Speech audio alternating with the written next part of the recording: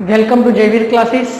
આગળના લેક્ચરમાં ભણ્યા એ જે ટોપિક હતા, જે બે પરીક્ષા લક્ષી, એક હતું વિદ્યુત ભારનું ક્વોન્ટમીકરણ અને બીજું એક હતું કુલમ્બનો નિયમ। એના આપણે આજે દાખલા જોવાના છીએ આ લેક્ચરની અંદર। તો પહેલો જ છે વિદ્યુત ભારના ક્વોન્ટમીકરણના બે દાખલા છે, એ આપણે પહેલા જોઈ લઈએ। તો આ વિદ્યુત ભારના ક્વોન્ટમીકરણનું પહેલા યાદ કરી લઈએ કે એનું સૂત્ર શું હતું। એ વિદ્યુત ભાર શોધવાનું સૂત્ર હતું એક Q બરાબર Q is equal to N गुण્યા E। એટલે કોઈ પદાર્થની અંદર વિદ્યુત ભાર કેટલો રહેલો છે તો એ કોના ઉપરથી મળશે? એ ઇલેક્ટ્રોનની સંખ્યા ઉપરથી અને ઇલેક્ટ્રોનના વિદ્યુત ભાર પરથી। તો આ N છે, N એ શું હતું? એમાં રહેલા ઇલેક્ટ્રોનની સંખ્યા, વધારાના ઇલેક્ટ્રોનની સંખ્યા। E એટલે ઇલેક્ટ્રોનનો વિદ્યુત ભાર। ઇલેક્ટ્રોનનો વિદ્યુત ભાર કેટલો હતો તો યાદ કરી લઈએ। ઇલેક્ટ્રોનનો વિદ્યુત ભાર 1.6 ગુણ્યા 10⁻⁹ કુલમ હતો, પણ કેવો હતો? માઇનસ। તો આ જે સૂત્ર છે એના પરથી આજે આપણે દાખલા જોવાના છે બે। તો એ સ્ટાર્ટ કરીએ। તો પહેલો દાખલો છે એ ઉદાહરણ નંબર 2 છે, જે આપણે એનસીઈઆરટી ની બુક છે એની અંદર ઉદાહરણ નંબર 2 છે। તો એ પહેલું જોઈએ। તો એની અંદર શું છે? તો એક પદાર્થમાંથી બીજા પદાર્થમાં દર સેકન્ડ મતલબ 1 સેકન્ડને અંતે 10⁹ ઇલેક્ટ્રોન જતા હોય તો બીજા પદાર્થ પર કુલ 1 કુલમ વિદ્યુત ભાર થવા માટે કેટલો સમય લાગશે? તો કોઈ એક પદાર્થ છે, ધારો કે એ પદાર્થ છે, આ બી પદાર્થ છે, આની અંદરથી ઇલેક્ટ્રોન બી પર જાય છે। 1 સેકન્ડમાં કેટલા જાય છે? 10⁹ જેટલા ઇલેક્ટ્રોન એ એમાંથી બીમાં જાય છે। મતલબ એક પદાર્થમાંથી બીજા પદાર્થની અંદર 1 સેકન્ડની અંદર 10⁹ ઇલેક્ટ્રોન અહીંથી આ બાજુ જાય છે। તો શું કીધું છે? તો આ બીજા પદાર્થ છે, આ બીજા પદાર્થની અંદર કુલ વિદ્યુત ભાર 1 કુલમ્બ ક્યારે થશે એના માટે લાગતો સમય શોધવાનો છે। તો પહેલા આપણે વિચારીએ કે 1 કુલમ્બ થવા માટે ઇલેક્ટ્રોન કેટલા જરૂરી છે। એના પરથી આપણે શું કરશું કે આની અંદર 1 કુલમ્બ થવા માટે જે જરૂર પડશે ઇલેક્ટ્રોનની સંખ્યા, એના પરથી જોઈશું કે 10⁹ ઇલેક્ટ્રોન 1 સેકન્ડમાં આવે છે। તો આટલા ઇલેક્ટ્રોન આવવા માટે કેટલો સમય લાગશે એ આપણે શોધી લઈએ। તો પહેલા શું કરશું કે આપણે 1 કુલમ્બ વિદ્યુત ભાર થવા માટે કેટલા ઇલેક્ટ્રોનની જરૂર પડશે એ ઇલેક્ટ્રોનની સંખ્યા આપણે શોધી લઈએ। તો આપણે ક્વોન્ટમીકરણમાં શીખ્યા હતા કે Q બરાબર શું સૂત્ર હતું? N ગુણ્યા E। N એટલે ઇલેક્ટ્રોનની સંખ્યા અને E એટલે ઇલેક્ટ્રોનનો વિદ્યુત ભાર। હવે અહીંયા ટોટલ વિદ્યુત ભાર કેટલો છે? 1 કુલમ્બ। તો અહીંયા 1 બરાબર N એટલે ઇલેક્ટ્રોનની સંખ્યા ગુણ્યા ઇલેક્ટ્રોનનો વિદ્યુત ભાર કેટલો હોય? 1.6 ગુણ્યા 10⁻⁹। તો આને આપણે ભાગાકારમાં લઈ જઈએ તો N બરાબર કેટલા થશે? 1 આ ભાગાકારમાં આવશે 1.6 ગુણ્યા 10⁻⁹। 1 ભાગ્યા 1.6 કેટલા થશે? તો કેલ્ક્યુલેટરમાં આપણે કરી દઈએ તો કરીએ 1 ભાગ્યા 1.6 છે, એટલે 1 ભાગ્યા 1.6 ઇઝ ઇક્વલ ટુ કેટલા થશે? 0.625। કેટલા આવે છે? 0.625 ગુણ્યા આ 10⁻⁹ છે, એ ઉપર આવશે, કેવી થઈ જશે? ધન થઈ જશે, તો +19। તો આ શું મળી? ઇલેક્ટ્રોનની સંખ્યા કે જેથી આ જે વિદ્યુત ભાર કેટલો થશે? 1 કુલમ્બ થશે। આને પ્રમાણિત સ્વરૂપમાં ફેરવી દઈએ તો 1 થી 10 ની અંદર હોવું જોઈએ, એટલે 6.25। અહીંયા 1 પોઈન્ટ જમણી બાજુ ખસેડીએ તો અહીંયા શું થશે? 1 માઇનસ થશે। જો ડાબી બાજુ ખસેડતા હો તો આની અંદર 1 પ્લસ થશે। તો એ પ્રમાણે શું થશે? 10⁻19 છે, તો કેટલી ઘાત થશે? 18 આ શું મળી? ઇલેક્ટ્રોનની સંખ્યા 1 કુલમ્બ વિદ્યુત ભાર થતા। હવે શું છે? 1 કુલમ્બ વિદ્યુત ભાર થતા કેટલો સમય લાગશે એ આપણે શોધવાનો છે। તો આપણે જોઈએ કે અહીંયા 10⁹ છે, 10⁹ ઇલેક્ટ્રોન એ પદાર્થ પર આવતા 1 સેકન્ડ લાગે છે। કેટલી સેકન્ડ? દર સેકન્ડે, મતલબ 1 સેકન્ડ લાગે। તો આટલા ઇલેક્ટ્રોન આવવા માટે કેટલો સમય લાગશે? તો 6.25 ગુણ્યા 10⁸ ઇલેક્ટ્રોન આવવા માટે લાગતો સમય કેટલો? તો એ લાગતા સમય આપણે શોધીએ। T બરાબર શું થશે? 6.25, આ બંનેનો ગુણાકાર, ચોકડી ગુણાકાર, 6.25 ગુણ્યા 10⁸ ભાગ્યા 10�9 ના આ બંનેનો ગુણાકાર 1 છે, એટલે જરૂર નહીં।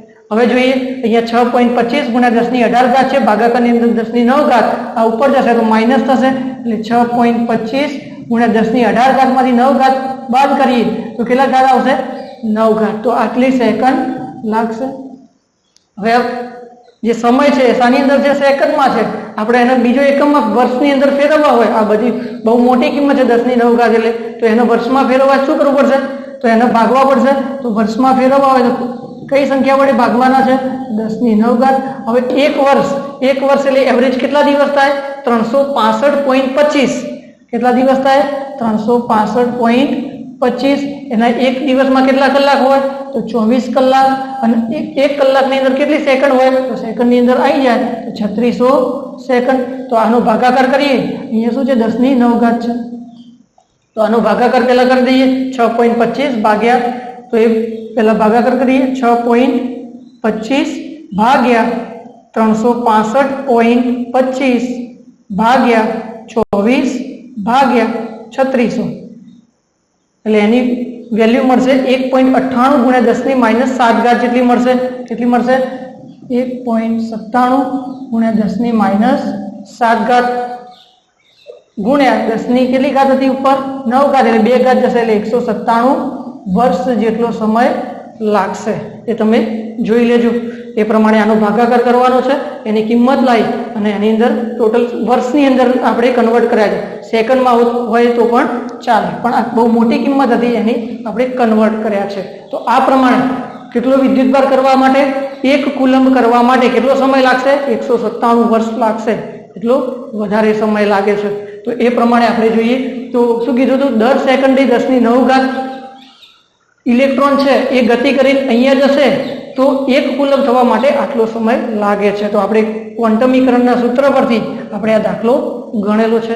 एवो ज छे बीजो एक दाखलो ए ट्राय करीए।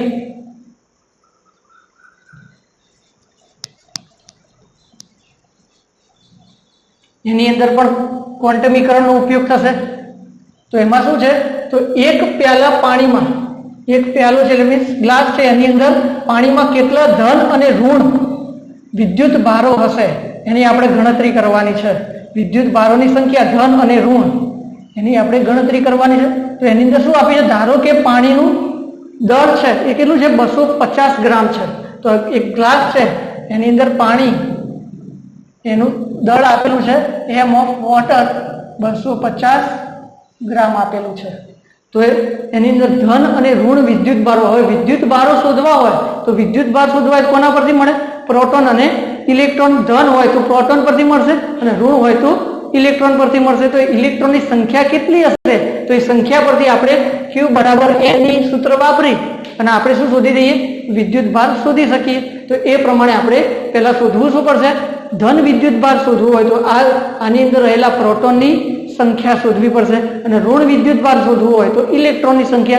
हवे आपणे भणेला हता तो पाणी होय पाणी एटले मतलब H2O एनी अंदर केटला इलेक्ट्रॉन होय तो हाइड्रोजनना 2 इलेक्ट्रॉन ऑक्सिजनना केटला होय 8 हशे 8 અને 2 केटला थशे 10 इलेक्ट्रॉन धरावतो हशे अने केटलो 10 प्रोटॉन जेटला इलेक्ट्रॉन होय એટલા જ શું હશે प्रोटॉन हशे। એટલે H2O मतलब H2O નો एक परमाणु लईए एनी अंदर केटला इलेक्ट्रॉन हशे 10 इलेक्ट्रॉन अने 10 प्रोटॉन हशे। एवा केटला परमाणु छे एनी अंदर केटला परमाणु होय तो आपणे एवोग्रेडो अंक भणेला छीए के एनो अणुभार आपेलो छे 18 ग्राम मतलब 18 ग्राम नी अंदर केटला परमाणु होय तो H2O ना 18 ग्राम में 6.022 गुण્યા 10 ની 23 घात परमाणु हशे परमाणु होय तो आपणे केटલું આપ્યું છે MFW મેસ આપેલું છે 250 ग्राम तो 250 ग्राम ની અંદર કેટલા પરમાણુ હશે તો એ પરમાણુની સંખ્યા આપણે શોધી દઈએ તો કુલ પરમાણુની સંખ્યા बराबर કેટલા થશે આ બંનેનો क्रॉस गुणाकार करिए 6.022 गुण्या 10 ની 23 घात गुण्या अहींया 250 થશે બંને ગ્રામમાં છે એટલે આપણે કન્વર્ટ કરતા નથી નીચે 18 ग्राम।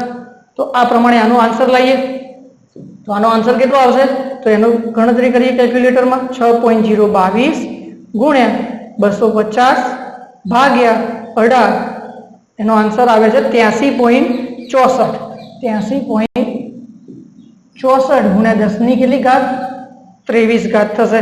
तो आ शुं मळ्या एक परमाणु एक परमाणुની અંદર ટોટલ પરમાણુની સંખ્યા મળી તો એક પરમાણુની અંદર કેટલા ઇલેક્ટ્રોન અને પ્રોટોન હોય તો આપણે પહેલા ગણીએ ધન વિદ્યુતભારની ગણતરી કરીએ ફર્સ્ટમાં ધન વિદ્યુતભાર માટે તો ધન વિદ્યુતભાર માટે કોની સંખ્યા જોશે પ્રોટોનની સંખ્યા તો એક પરમાણુમાં એક જે પાણીનો પરમાણુ છે એની અંદર કેટલા પ્રોટોન હશે 10 પ્રોટોન છે એવા તો 83.64 ગુણ્યા 10⁻23 પરમાણુમાં કેટલા પ્રોટોન હશે તો કુલ પ્રોટોનની સંખ્યા કેટલી હોય તો આ બંનેનો ક્રોસ ગુણાકાર 10 ગુણ્યા 83.64 ગુણ્યા 10⁻23 તો અહીંયા ગુણાકાર કરી દઈએ તો એક પોઈન્ટ જમણી બાજુ કરશે 6.4 ગુણ્યા 10⁻23 પ્રોટોનની સંખ્યા આ પ્રમાણે વિદ્યુત ભાર શોધવો હોય તો ક્વોન્ટમ વિકરણ પરથી કઈ સૂત્ર તો Q બરાબર n ગુણ્યા E ટોટલ પ્રોટોનની સંખ્યા કેટલી મળી 836.4 ગુણ્યા 10⁻23 ગુણ્યા ઇલેક્ટ્રોનનો વિદ્યુત ભાર કેટલો હોય 1.6 ગુણ્યા 10⁻19 કુલમ જેટલો હોય તો આ બંનેનો ગુણાકાર કરી દઈએ તો 836.4 ગુણ્યા 1.6 તેનો જવાબ આવે છે Q બરાબર 1338.24 ગુણ્યા 10⁻23 એટલે 1338.24 ગુણ્યા 10⁻23 જેટલો વિદ્યુત ભાર આવે છે એટલે ક્યુબ સોરી અહીંયા 23 ઘાત ને અહીંયા 19 છે -19 એટલે 23 માંથી 19 જશે કેટલા આવશે 4 આવશે અહીંયા 4 એટલે 1.338 ગુણ્યા અહીંયા 3 પોઈન્ટ આ બાદ કરશે એટલે 3 ઘાત વધશે એટલે 10⁻7 કુલમ જેટલો વિદ્યુત ભાર આવશે તો આ પ્રમાણે અહીંયા પહેલા આપણે શું કર્યું પહેલા કેટલા પરમાણુઓ છે ટોટલ અહીંયા 250 ગ્રામ આપેલા હતા તો 18 ગ્રામમાં 6.022 ગુણ્યા 10⁻23 એ શાના પરથી આવ્યા એ એવો ગ્રેડો અંક છે કે એક મોલમાં રહેલા પરમાણુની સંખ્યા બધામાં કેવી હોય સરખી એટલે એક મોલમાં અણુભાર જેટલું એનું દળ રહેલું હોય તો H2O નું દળ કેટલું હોય 18 ગ્રામ આપેલું છે 18 ગ્રામ છે એના પરથી આપણે 6.022 ગુણ્યા 10⁻23 પરમાણુ હોય તો 250 ગ્રામમાં કેટલું હોય એ પરમાણુની સંખ્યા શોધી દીધી પછી જોયું કે એક પરમાણુમાં 10 પ્રોટોન હોય તો આટલા પરમાણુમાં કેટલા પ્રોટોન હશે તો એ પ્રમાણે પ્રોટોનની સંખ્યા શોધી દીધી અને ક્વોન્ટમીકરણનું સૂત્ર વાપરી વિદ્યુતભારના તો Q બરાબર એની પરથી આ તમને કુલ વિદ્યુતભાર પ્રોટોનનો મળ્યો મતલબ ધન વિદ્યુતભાર મળ્યો હવે પ્રોટોનની જેટલી સંખ્યા છે એટલી જ કોની સંખ્યા છે ઇલેક્ટ્રોનની સંખ્યા છે મતલબ કે આ જે પ્રોટોનનો વિદ્યુતભાર છે ધન છે એટલો જ વિદ્યુતભાર કોનો હશે અહીંયા પ્રોટોનનો છે તો એટલો જ વિદ્યુતભાર કોનો હશે ઇલેક્ટ્રોનનો તો એ કેવો હશે માઇનસ હશે 1.33 8 ગુણ્યા 10⁻7 કુલમ જેટલો હશે બંનેની કિંમત કેવી હોય સરખી જ હશે કેમ કે બંનેના અણુ પરમાણુની સંખ્યા કેવી છે સરખી છે બરોબર તો આ પ્રમાણે આ બે દાખલા થશે હવે બીજા એ દાખલા જોવાના છે એ છે કુલમના નિયમ પરથી જે આપણી બુકની અંદર સ્વાધ્યાયના દાખલા છે હવે એની રકમ આપણે લખેલી નથી એ હું વાંચી લઈશ જો એની જો તમારે રકમ જોઈતી હોય તો આપણે ડિસ્ક્રિપ્શનની અંદર PDF મૂકેલી જ છે એના અંદરથી તમે જોઈ શકો છો તો આપણે જોઈએ કુલમના નિયમના દાખલા છે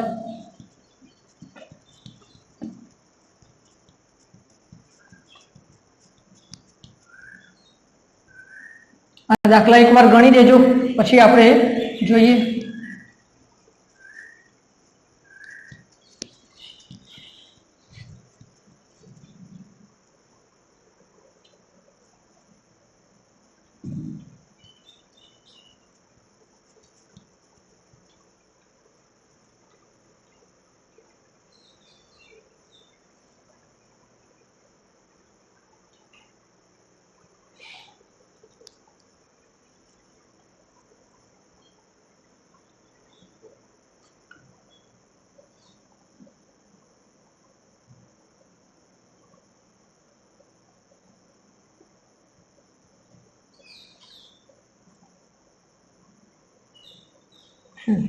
તો એનો પહેલો દાખલો છે જેમ આપણે કાલે જોયું હતું ઇલેક્ટ્રોન અને પ્રોટોનની વાત છે તો ઇલેક્ટ્રોન અને પ્રોટોન એના વચ્ચે લાગતું ગુરુત્વાકર્ષી બળ અને વિદ્યુતીય બળની ગણતરી કરવાની છે ગુરુત્વાકર્ષી બળ અને વિદ્યુતીય બળની ગણતરી કરવાની છે તો એ શાના ઉપર આધારિત રાખશે ગુરુત્વાકર્ષી બળ એ ગુરુત્વાકર્ષી બળ છે એ દળ ઉપર આધારિત હોય અને વિદ્યુતીય બળ એ વિદ્યુત ભાર પર આધારિત હોય, તો કોઈ ઇલેક્ટ્રોન છે, ઇલેક્ટ્રોન અને પ્રોટોન વચ્ચે લાગતું ગુરુત્વાકર્ષી બળ, અને બીજું કયું લાગતું હશે? એના વિદ્યુત ભારના કારણે વિદ્યુતીય બળ અથવા કુલંબીય બળ. આની સરખામણી કરવાની છે કે આમાં બંનેમાં પ્રબળ કયું હશે, નિર્બળ કયું હશે. એ પહેલા જોતા પહેલા આપણે એની કિંમતો એકવાર જોઈ લઈએ. તો ઇલેક્ટ્રોનનો વિદ્યુત ભાર કેટલો હોય છે? ઇલેક્ટ્રોનનો વિદ્યુત ભાર છે -1.6 × 10 -19 કુલમ. પ્રોટોનનો વિદ્યુત ભાર કેટલો છે? +1.6 × 10 -19 કુલમ. હવે દળ જોઈ લઈએ. તો આ વિદ્યુત ભારની વાત થઈ. હવે દળ જોઈએ તો m ઓફ ઇલેક્ટ્રોન એટલે ઇલેક્ટ્રોનનું દળ કેટલું છે? તો ઇલેક્ટ્રોનનું દળ છે 9.31 × 10 - 31 કિલોગ્રામ. એ જ પ્રમાણે પ્રોટોનનું દળ જોઈએ. પ્રોટોનનું દળ કેટલું છે? 1.67 × 10 - 27 કિલોગ્રામ છે. તો આ વિદ્યુત ભાર પરથી કયું બળ લાગશે? વિદ્યુતીય બળ. અને જે દળ આપેલું છે એના ઉપરથી કયું બળ લાગશે? ગુરુત્વાકર્ષી બળ. હવે ગુરુત્વાકર્ષી એ કેવા પ્રકારનું હોય? આકર્ષી પ્રકારનું હશે. અને હવે ઇલેક્ટ્રોન અને પ્રોટોન છે એ બંને વિજાતીય વિદ્યુત ભારો છે, મતલબ એના પર વચ્ચે કેવું લાગશે? આકર્ષી પ્રકારનું બળ લાગશે. આ બંને આકર્ષી પ્રકારના બળમાં કયું પ્રબળ હશે એનો આપણે સરખામણી કરવાની છે. તો એની સરખામણી કરીએ તો પહેલા આપણે શોધીએ ગુરુત્વાકર્ષી બળ. તો ગુરુત્વાકર્ષી બળ ટ્રાય કરીએ. તો એનું ગણતરી કરીએ તો ગુરુત્વાકર્ષી બળનું સૂત્ર શું છે? F = G m1 m2 / r². હવે બંનેને કેવા અંતરે મૂકવાના છે? સરખા અંતરે મૂકવાના છે. બંનેને કેવા અંતરે મૂકવાના છે? સરખા અંતરે મૂકેલા છે. તો એ પ્રમાણે F કેટલું લાગશે? તો G ની કિંમત લખીએ 6.67 × 10 - 11 ગુણ્યા બંનેના દળ કેટલા છે? તો બંનેના દળની ગણતરી કરીએ 9.31 ગુણ્યા 10 - 31 ગુણ્યા 1.67 ગુણ્યા 10 - 27 ભાગ્યા r². r અંતર આપેલું છે નહીં. એ જ પ્રમાણે આ ગુરુત્વાકર્ષી બળ છે એને G લખીએ. એ જ પ્રમાણે કયું બીજું બળ છે? વિદ્યુતીય બળ, ઇલેક્ટ્રિક ફોર્સ એટલે F ઓફ E લખીએ. એમાં કેટલું હોય? તો એના સૂત્ર તો K Q1 Q2/r², જે કુલમના નિયમ ઉપરથી મેળવેલું હતું. તો K ની કિંમત કેટલી હોય? 9 × 10 - 9 Q1. બંનેના વિદ્યુત ભારો કેવા છે? સરખા. જ્યારે ગણતરીમાં લેતા હોય એટલે માઇનસની નિશાની લેવાની નથી. એ કેવા પ્રકારનું બળ હશે એ માટે આપણે લઈએ છીએ. તો 1.6 × 10 - 19 ગુણ્યા 1.6 × 10 - 19 ભાગાકારની અંદર r². હવે આના સરખામણી કરવી હોય તો બંનેનો શું જોઈએ? ગુણોત્તર જોઈએ. તો પહેલા આપણે ગુણોત્તર લઈએ. તો એ વખતે F ઓફ E ભાગ્યા F ઓફ G કરશું તો આ બંનેનો ગુણોત્તર થશે. બંનેમાં ભાગાકારમાં સરખી કિંમત છે એટલે r² જો બંને ઉડી જશે. તો એ પ્રમાણે આ રીતે કઈ કિંમત મળશે? F ઓફ E ભાગ્યા F ઓફ G બરાબર F ઓફ E નો ઉપરનો ભાગ લખીએ અંશ 9 × 10 - 9 ગુણ્યા 1.6 × 10 - 19 ગુણ્યા 1.6 × 10 - 19 ભાગ્યા 6.67 ગુણ્યા 10 - 11 9.31 ગુણ્યા 10 - 31 અને 10 - 31 1.67 ગુણ્યા 10 - 27 આટલું કંઈક થશે. તો F ઓફ E અને F ઓફ G ની વાત કરીએ તો અહીંયા ગુરુત્વાકર્ષી બળ અને વિદ્યુતીય બળનો ગુણોત્તર છે. તો આ પ્રમાણે આની ઘાતની પહેલા ગણતરી કરીએ તો પહેલા બે પદો આગળ લઈ જઈએ. 1.6 × 1.6 10 ની 9 છે ના -19 એટલે -38 38 માંથી 9 જશે 10 ની -29 થશે. એ જ પ્રમાણે 6.67 ગુણ્યા 9.31 ગુણ્યા 1.67 અહીંયા -31 -27 એટલે ટોટલ -58 થાય. 58 ને બીજી 11 છે 10 ની -69 થશે. આ પ્રમાણે થશે. તો આ બધાનો ગુણાકાર કરીએ અને પછી આગળ જોઈએ.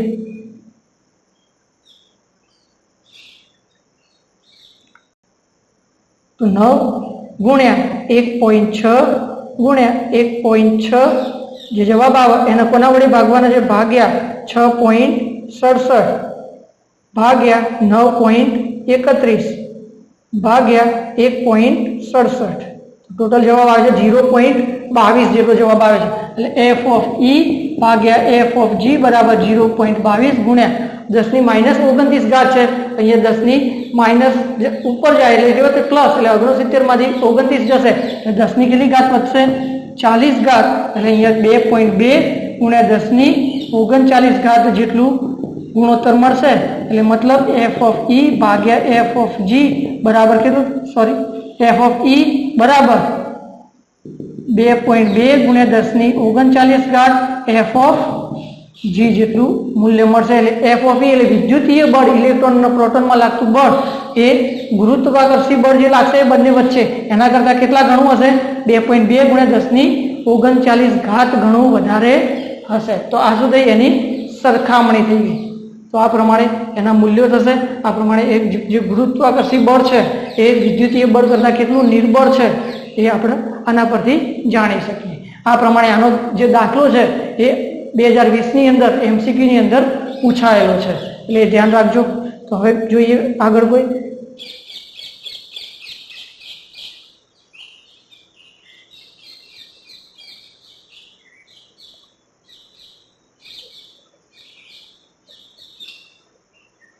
બીજું છે એની અંદર જ આપેલું છે કે ઇલેક્ટ્રોન અને પ્રોટોનના પ્રવેગ શોધવાના છે।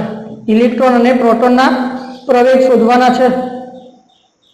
તો પ્રવેગ કઈ રીતે શોધાશે તો ન્યૂટનનો બીજો નિયમ આપણે ભણેલા છીએ એમાં શું હતું F બરાબર ma। તો ઇલેક્ટ્રોન દ્વારા જે લાગતું હોય ઇલેક્ટ્રોન દ્વારા લાગતું બળ m of e a of e। તો આ પ્રમાણે એ શોધવાનું f of e તો તમને બળ મળેલું છે f of e કે q1 q2 upon r² કરીને મેળવી દેવાનું છે।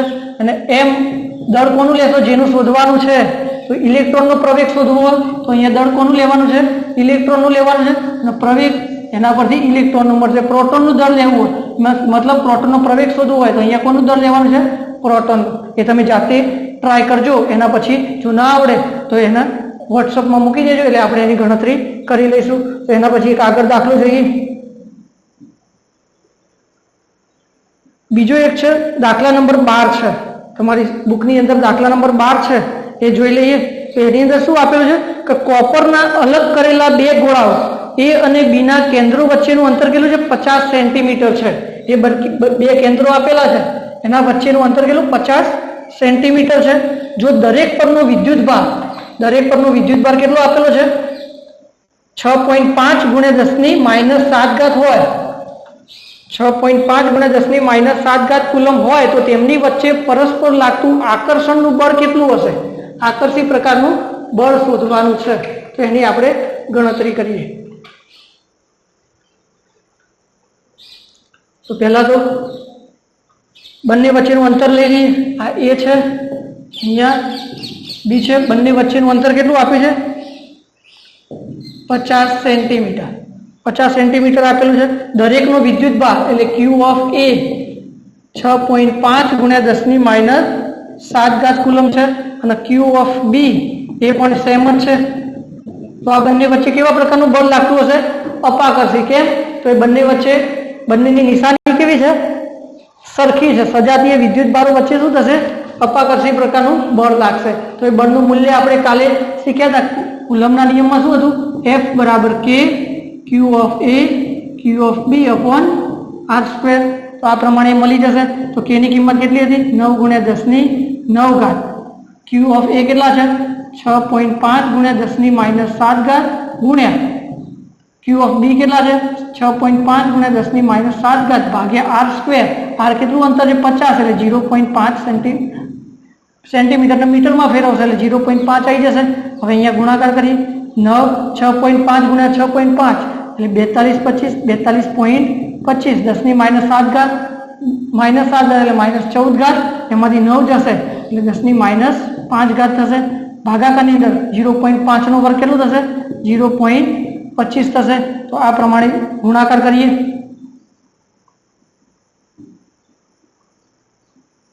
તો એનો ગુણાકાર કેવો થશે તો 9 ગુણ્યા 42.25 ભાગ્યા 0.25 તો આવે છે 15 21 ગુણ્યા 10 ની -5 ઘાત ન્યૂટન।